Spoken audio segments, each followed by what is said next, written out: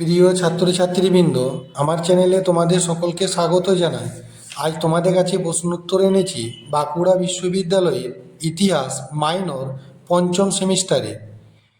এখানে 10 নম্বরের প্রশ্ন উত্তর দেওয়া হলো। এটি 5 নম্বরের জন্যও আসতে পারে, তার জন্য ছোট করে তোমরা লিখে নেবে। আমার চ্যানেলে নতুন হয়ে থাকলে আমার চ্যানেলটিকে অবশ্যই সাবস্ক্রাইব করে দিও, আর ভিডিওটি স্কিপ না করে মনোযোগ দিয়ে প্রথম থেকে শেষ পর্যন্ত শোনো।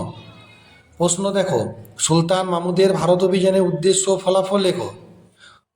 আরবদের পতনের পর তুর্কি মুসলমানরা শক্তিশালী হয়ে ওঠে। আরব অধিকৃত স্থানের উপর বহু তুর্কি রাজ্য গড়ে ওঠে। এর মধ্যে গজনি ও ঘুর রাজ্য দুটি শক্তিশালী হয়ে ওঠে। 962 খ্রিস্টাব্দ আলবদিগিন সামানিদ পারস্যে সাসানীয় বংশের দুর্বলতার সুযোগে আফগানিস্তানে গজনি রাজ্যের পত্তন করেন। তাঁর মৃত্যুর পর 977 খ্রিস্টাব্দ তারাপুত্র ও সুবক্তগিন গজনি সিংহাসনে বসেন।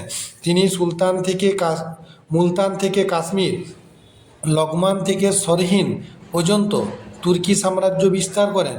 সুবক্তগিনের রাজধানীর নাম উদ্ভান্তপুর বা উন্দ। মাহমুদের ভারত আক্রমণের কারণ বা উদ্দেশ্য। ঐতিহাসিক হেনরি এলিয়ট বলেন, 1000 খ্রিস্টাব্দ থেকে 1027 খ্রিস্টাব্দ পর্যন্ত মাহমুদ মোট 17 বার ভারত আক্রমণ করেছিলেন। তারই আক্রমণের প্রধান উদ্দেশ্য ছিল 1 নম্বর, ভারতে কোনো স্থায়ী তুর্কি সাম্রাজ্য গঠন না করে এখান থেকে ধনরত্ন লুণ্ঠন করে তারা ছোট্ট গজনি রাজ্যকে সম্পদশালী করায় মাহমুদের ভারত আক্রমণের প্রধান উদ্দেশ্য।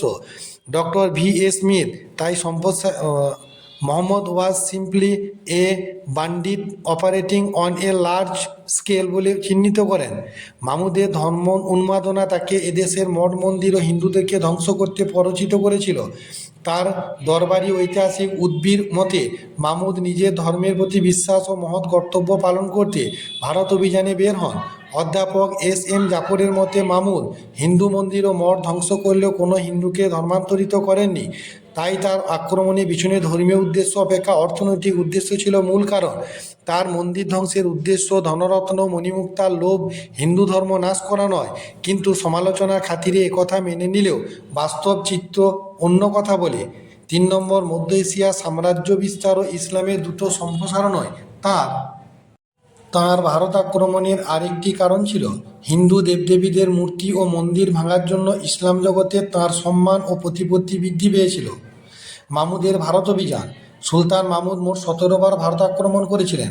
1000 খ্রিস্টাব্দে প্রথম আক্রমণে শাহিরাজ জয়পাল ও আনন্দপালকে পরাস্ত করলে অগ্নিতে জোহর ব্রত পালন করে প্রাণ বিসর্জন দেন।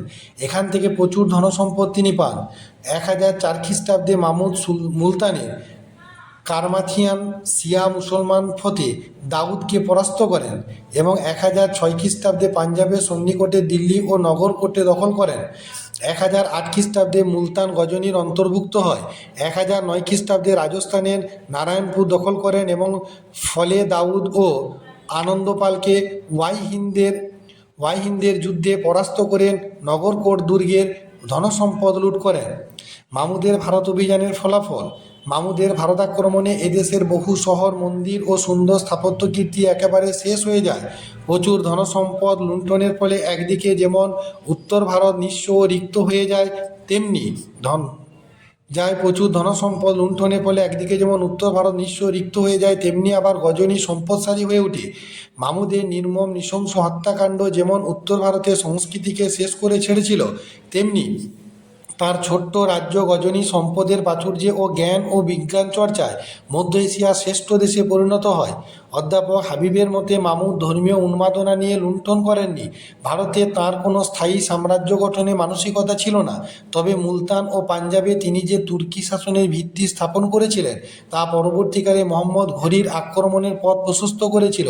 সেই অর্থে সুলতান মাহমুদ শুধু মোহাম্মদ ঘুরির পথ প্রদর্শক নন, মধ্য এশিয়া ও পশ্চিম এশিয়ার সঙ্গে ভারতের বাণিজ্য এবং এদেশে সুফি সাধকদের আগমন সামাজিক দিক থেকে হিন্দু মুসলমানের মধ্যে সংহতি সাধনের পথ প্রস্তুত করেছিল।